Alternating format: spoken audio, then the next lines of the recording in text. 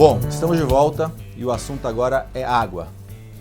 Com essa crise que tivemos recentemente aqui em São Paulo, acho que aproximadamente um ano, atualmente em Brasília e diversos estados brasileiros têm crise na questão da água. Muito se falou em poço artesiano, e a gente sabe que é um investimento muito alto, mas existem outras soluções como reuso de água. Gostaria que você me falasse um pouquinho sobre esse assunto. De novo a questão da gestão, né? Primeiro, reduzir a demanda para depois aumentar a oferta, né? Não faz o menor sentido investir num poço artesiano, sendo que você tem vazamento oculto que você nunca viu na vida. Você vai cavar um poço com uma vazão enorme para sustentar o vazamento, tá? Então, número 1, detecção de vazamentos, tá? Número 2, a questão de condomínios mais antigos que não possuem medição individualizada de água, né? São aquelas prumadas que abastecem todos os condomínios e o rateio vem no final do mês. Aí existem duas ações. A primeira é gerar uma conscientização no condomínio para que se possa de fato entrar na casa das pessoas, que as pessoas permitam que os especialistas ou o próprio zelador entre e faça um processo simples de detecção de vazamentos. Tem alguma torneira vazando? Se tem algum vaso sanitário vazando. Vazamento do vaso sanitário é simples. Coloca a borra de café de noite no fundo do vaso sanitário. Se no dia seguinte a borra tiver ido embora, é porque tem um pequeno vazamento que você não consegue enxergar. E aí chama um técnico para resolver esse vazamento. Isso é muito comum, né? É super comum, super comum. Tá? A torneira pingando e vazamento de vaso sanitário é muito, muito, muito comum. E faz a diferença. E faz muita diferença. Tá? Para vocês terem uma ideia, uma torneira pingando, ela chega a gastar na casa de 200, 300 litros por dia. Né? Que é o quanto uma pessoa precisa para sobreviver segundo a Organização das Nações Unidas. Imagina isso em 100, 500 200, unidades. 500 unidades.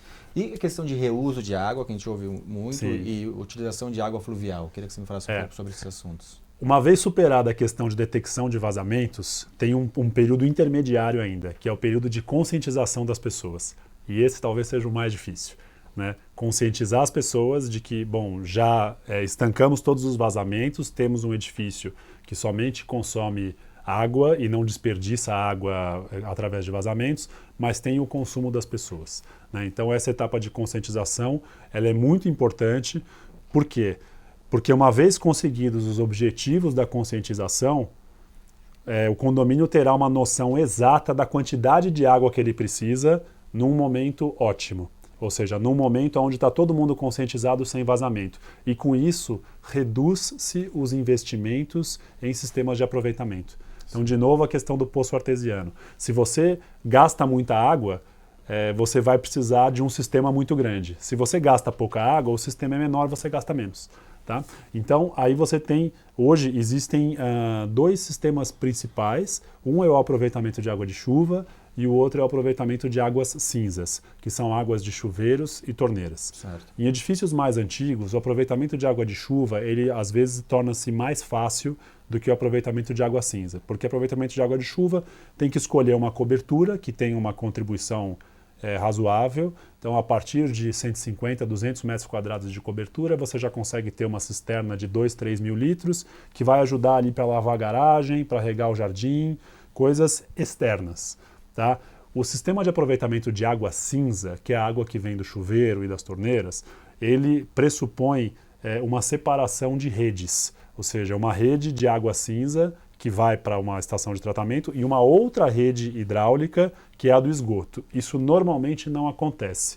Normalmente, a água que vem do ralo do chuveiro se mistura com a água do vaso sanitário e vai tudo embora para o esgoto. Então, esse segundo tratamento, que é o tratamento de águas cinzas, ele depende muito de como a incorporadora projetou e executou o edifício. Já existem algumas incorporadoras que preparam os edifícios para ter o sistema de água cinza. Pegar um gancho aqui do Luiz, Bruno. Bruno, como eu já falei no início, ele trabalha na Fundação Vanzolini no projeto Aqua.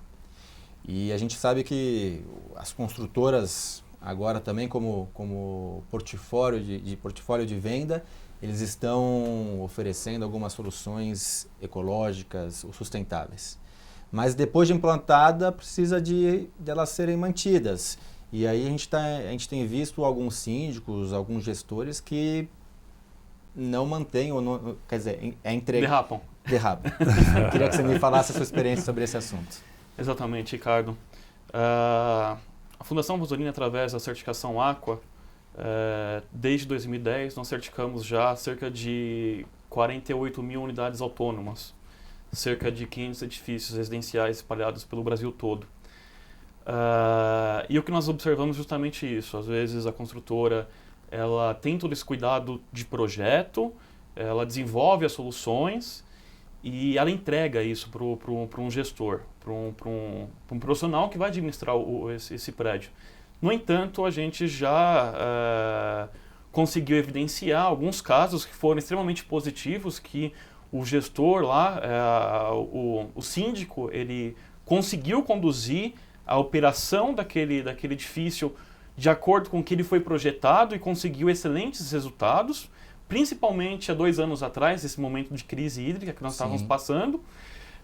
Agora, o que mais a gente percebe, na verdade, é um pouquinho da falta de conhecimento desses profissionais que estão conduzindo alguns desses edifícios e não estão operando da forma que deveriam se operar. Busquem se aperfeiçoar, justamente porque não é uma questão de onda nem de tendência, é uma questão de necessidade.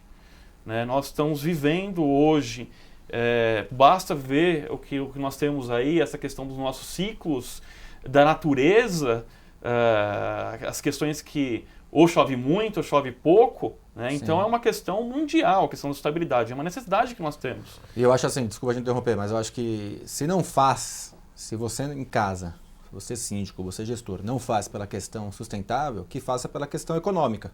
Exatamente. Porque se está implantado isso no seu condomínio, ou se você consegue fazer uma gestão, para você ser um bom gestor, você implementar esse tipo de coisa, você vai estar economizando para o seu condomínio. Então, eu não tenho tanta preocupação, que deveria ter, né? A gente, infelizmente, nem todos têm. Então, que pense pela questão econômica, que normalmente uma coisa está ligada à outra. Questões ecológicas, gestões sustentáveis trazem economias para os condomínios. Luiz, lixo.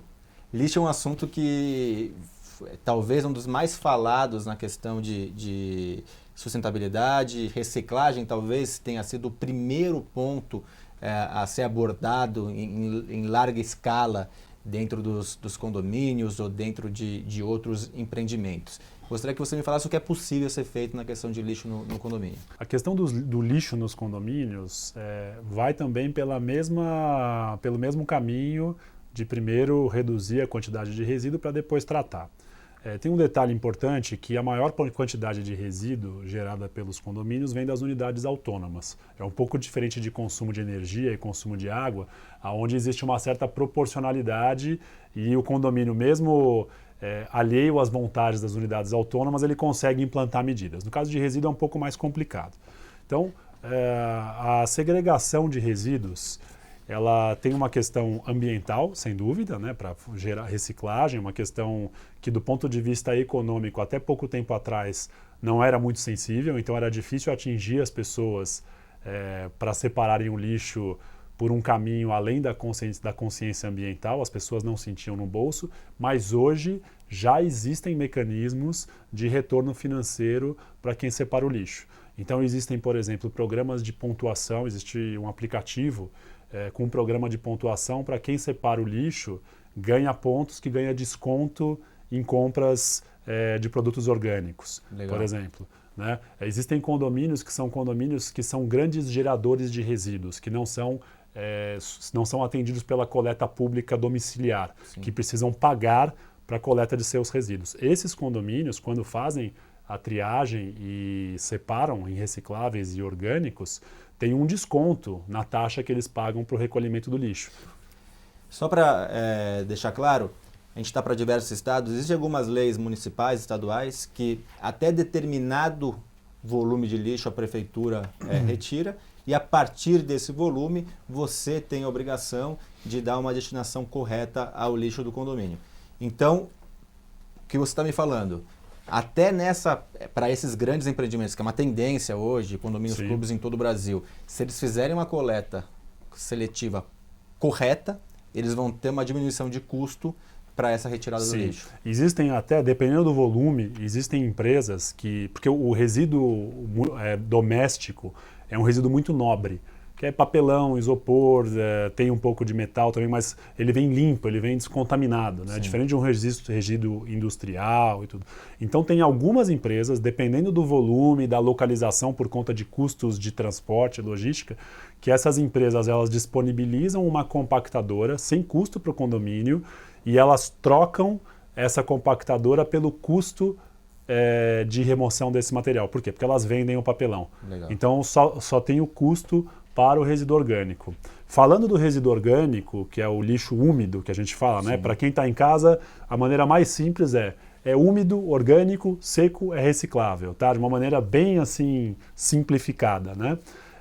Para o resíduo úmido, o orgânico, existem diversas ações de compostagem. Então tem um shopping aqui em São Paulo, por exemplo, que virou um case de compostagem de todo o resíduo da praça de alimentação e eles têm uma floresta na cobertura do shopping, com horta, com alimentos e tal. Então, a compostagem ela é interessante para gerar adubo. E é simples, né, de ser feita a compostagem? Super simples. São 3 caixas, uma caixa em cima com o resíduo, uma caixa no meio com as minhocas e uma caixa embaixo com um líquido que é um líquido super rico para adubar as plantas e tudo. Então a compostagem basicamente não pode ir resíduos cítricos, carnes e cozidos, mas restos de frutas, de legumes, até um pouquinho de guardanapo, que for um guardanapo mais biodegradável, pode ir. Não pode ir papel higiênico porque é contaminado. Então coloca tudo isso numa caixa, depois de mais ou menos uns 2 meses isso virou adubo. Tá? Ponto importante, esse adubo, como a gente não sabe de onde vem, né, não sabe, essa coleta é feita no condomínio, é importante que ele seja utilizado somente nas áreas comuns de jardins, né, onde não tenham árvores frutíferas e tal, porque isso dá uma tranquilidade para o condomínio do ponto de vista de responsabilidade sanitária. Tá? E a gente não recomenda que isso seja utilizado para hortas comunitárias num primeiro momento, sem o apoio de um especialista, porque a horta comunitária significa alimentos para consumo. E alimentos para consumo a gente precisa saber exatamente de onde veio esse adubo.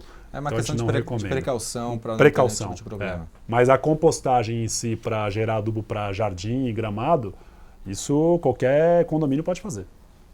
Bruno, alguma mais solução que você acha interessante passar para o nosso telespectador? O que você poderia abordar aí para alguma dica prática para quem está nos vendo? Eu acho que, na verdade, passar a observar os produtos que são adquiridos. Por exemplo, a lâmpada, a vida útil das lâmpadas. Toda reforma que for feita, pensar como será feita a conservação dessa área que está sendo reformado. Porque um exemplo se você colocar um determinado piso, talvez você precise usar um produto químico. Usando um outro tipo de piso, às vezes um pano úmido, pode ser que faça a limpeza. E isso tudo vai ponderando pouco a pouco e isso vai pesar nas taxas condominiais, né? Mais uma vez, você está falando em precaução, gestão e uma coisa simples que muitas vezes ninguém pensa, que é aquele piso. Como que eu vou limpar aquele piso? Exatamente. Isso vai trazer uma questão sustentável. Como eu vou limpar? Qual é a frequência que eu vou limpar? Quem são as pessoas que vão limpar? A maneira que isso vai ser limpado? E a vida útil também. A vida útil, exato.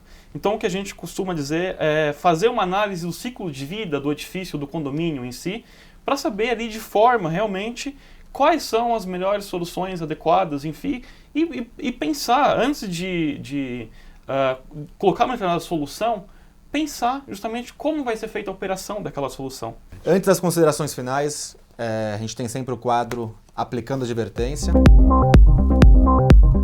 E a advertência vai para você hoje, gestor, síndico, que critica muito os nossos políticos, mas que com ações tão simples como os nossos 2 especialistas passaram hoje, podem, além de economizar financeiramente para o condomínio de vocês e, consequentemente, para os condôminos de vocês, pode trazer soluções sustentáveis, fazer um mundo melhor para você, para os seus filhos e para os seus netos. Então, a advertência vai para você que não pensa e não faz nada a esse respeito.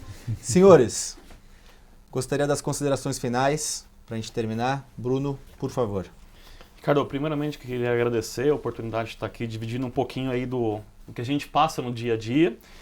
E o recado que eu queria passar, na verdade, que os síndicos profissionais passassem a ter uma maior preocupação em relação ao tema meio ambiente, que buscassem, de certa forma, atualizações no mercado, justamente porque, como eu já falei anteriormente, não é uma questão de tendência, é uma questão de necessidade, e isso está diretamente ligado ao fator econômico.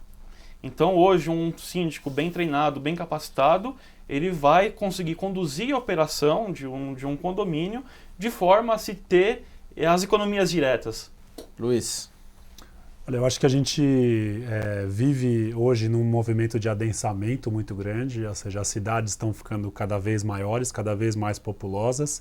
O município de São Paulo, por exemplo, nos últimos 60 anos, a população aumentou 358 vezes em 60 anos.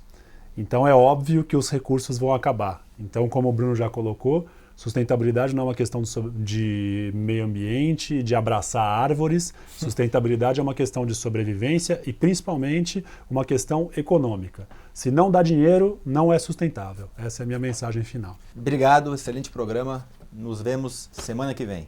Obrigado.